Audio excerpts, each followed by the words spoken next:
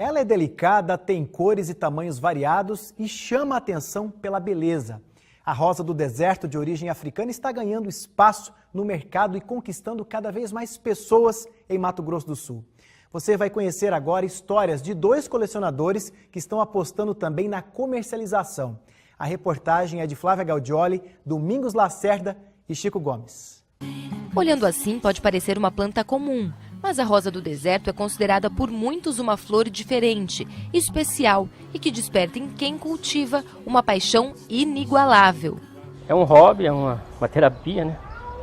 Então é apaixonante. Quem começa a mexer com ela não para daí, né? A rosa do deserto, também chamada de Adenium obesum, desperta a atenção pela beleza e por ser uma planta rústica e que possibilita o uso de diferentes técnicas de manejo. E foi justamente isso que conquistou o Albino Fernandes, que mora em Maracaju. Há 5 anos ele cultiva a flor no quintal de casa. Foi impossível não se apaixonar por elas. Chama atenção pelas cores, pelo formato, né? E aí quem compra uma pink quer uma vermelha, quer uma branca. Aí tem as amarelas, tem as multipétalas, então a coleção é obrigada a aumentar daí, né?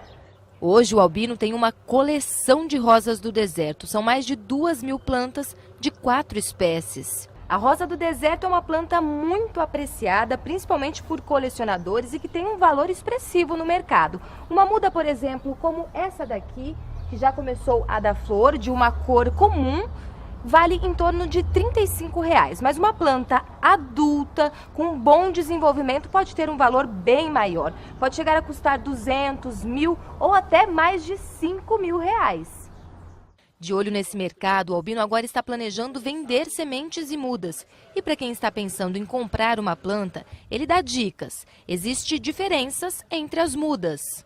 Uma muda de estaca ou de galho, ela nunca vai ter um tronco grosso como uma muda de semente. Ela sempre vai ser uma estaquinha fina, ela pode até ter uma formação de galhos aqui em cima, mas ela não vai engordar esse tronco aqui. Com as técnicas corretas, ele faz a polinização controlada e consegue ter as próprias sementes por meio de cruzamentos. Além disso, faz enxertos e consegue que uma mesma planta dê flores de 2 ou mais cores diferentes. Manejos que tornam o cultivo ainda mais interessante. E tudo o que ele aprendeu foi por meio da internet. É um segredo aqui de um, segredo de outro, um adubo, uma técnica, e a gente vai aprendendo. Nas redes sociais é grande o número de colecionadores espalhados pelo mundo. E é por meio da internet que um outro apaixonado está conseguindo fazer bons negócios com a rosa do deserto. O Joel tem um site e uma página numa rede social onde faz a comercialização de mudas e sementes. Essas, por exemplo, estão sendo embaladas e logo vão chegar por correspondência nas mãos de mais um comprador. E ele já conquistou clientes pelo Brasil todo. Comecei a fazer alguns negócios, o pessoal me procura querendo sementes, querendo mudas. Então, em torno de 800 a 1.000 mudas por mês a gente consegue comercializar aí por internet, né? Na casa dele, em Campo Grande, são mais de 8.000 plantas de várias espécies. O diferencial é que o Joel sempre gostou de trabalhar com bonsai, uma técnica oriental que consiste em controlar o crescimento e moldar o desenvolvimento da planta. E ele também usa os mesmos conceitos com a rosa do deserto. E o que encanta os colecionadores é justamente essa arte de lidar com as plantas. Quanto maior, mais visível e bem trabalhado for o tronco, mais valioso é o produto. Mas para isso é preciso muita dedicação. A gente vai ver agora como que é feito o replante. O Joel vai explicar para a gente esse processo que é muito importante, né? É aqui que você consegue começar a trabalhar essa planta. É isso. Aqui no exemplo é uma planta de em torno de uns 5 para 6 anos.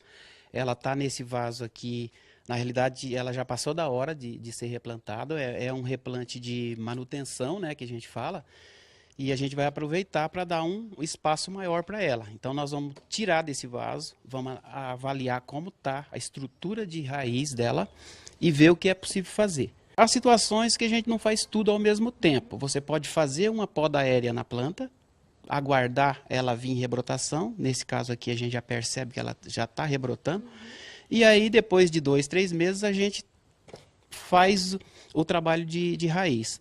Para quem quer ter uma dessas em casa, o colecionador dá algumas orientações. É uma planta que se adaptou muito bem. Ela basicamente ela precisa de umas 4 horas de sol por dia, né? Ela precisa ter um substrato úmido, num vaso bem drenado e eventualmente um ácaro, um pulgão. Então não é uma planta difícil.